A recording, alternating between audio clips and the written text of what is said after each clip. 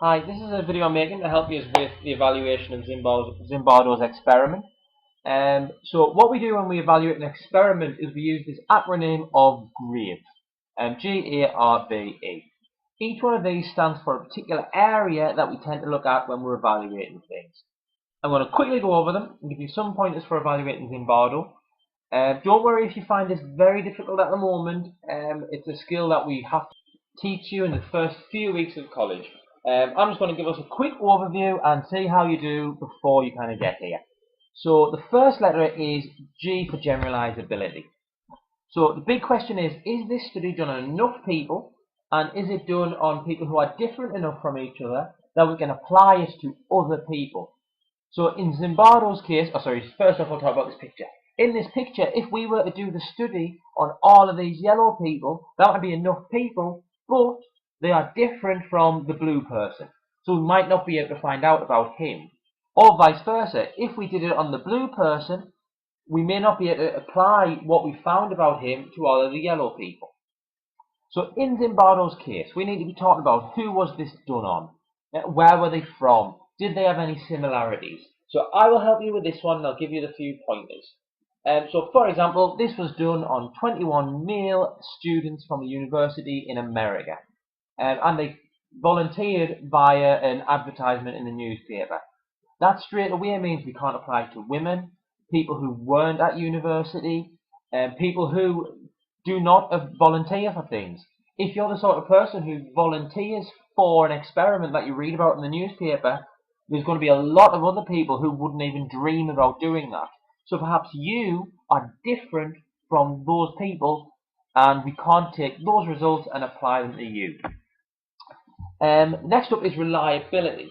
Reliability is literally just, could we do this again? Not an ethical question of should we do it again, could we do it again? Could we take more people and do the exact same experiment? Could we get the same environment? Could we get the same conditions?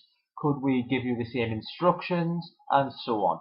The second kind of half a question of reliability is, would we get similar results if we did the same thing again? So for Zimbardo, you might want to look up, there's other studies out there, and you don't necessarily have to, but there is another study out there by some researchers called Riker and Haslam. I'm not saying you have to look this up. Oops, sorry, Haslam's cut off there. I'm not saying you have to look this up because that would be extra work on top of this. If you can, if you want to, if you can, sorry. It was done in 2006 and it was funded by the BBC. But basically, could we repeat this experiment again? Application, you won't have much written about this one when we come to evaluate it because you've already done it. Yeah, you've looked at Abu Ghraib and you'll be able to know about whether this is applicable or not. For this, you can just write a very brief paragraph about how you think that is actually applicable or not. Does this study tell us about real life? Does it explain something in the real world that we can't just assume from the experiment? Validity is one that students often find difficult. It's one that we will work on, don't worry. But is it true? Are the results from this experiment real? Yeah? Or are there other possibilities? So are you measuring what you're supposed to measure? If I give you a personality test, or a test that I say is going to measure your personality, but all I do is ask you questions about your favourite colour and your favourite film, is that actually measuring your personality or not? So if it's not true, then we say it's not valid. If it is true, then we say it is. Are there other things that could affect the results? So for example, in Zimbardo, we might ask, is it like a real prison? If not, why not? Yeah. For example, are the participants like real prisoners? And why else might they have behaved this way? Were some of them acting up? Were they trying to help Zimbardo? Things like that. See what you can think of. Again, if you struggle with it, that's absolutely fine. My email's on the bottom of this document. Any problems, just give me an email and I will talk to you about it and so on. And then finally, ethics, the E of grave. Is this study morally okay? Should the experiments they have allowed to happen? And if not, why not? So this one is one that might be slightly easy for you to do. When we come to class, you'll actually learn lots of key terms about ethics. You don't need any of them now. Just the general question of, do you think it's ethically okay? So there is a specific way we often tell students to write these points. I'm just going to give you quickly now and go through an example. You don't necessarily have to follow this in this case, but it would be okay if you give it a try.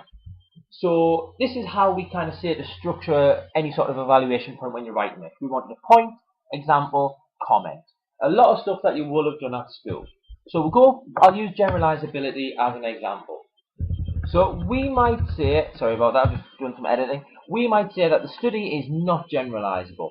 Zimbardo's study is not generalizable. Yeah, that would just be the general point. Often, a lot of students would try to put that and assume that that gets them full marks in a question, but it doesn't. What you need is kind of the example. So, why is Zimbardo's study not generalizable? It's not generalizable because he only used male participants,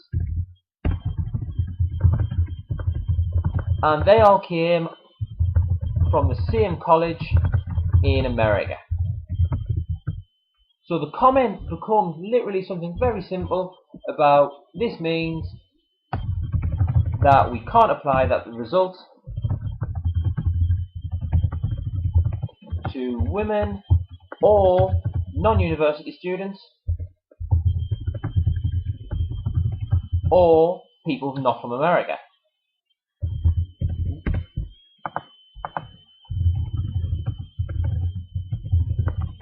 This means that obviously the results are not generalizable.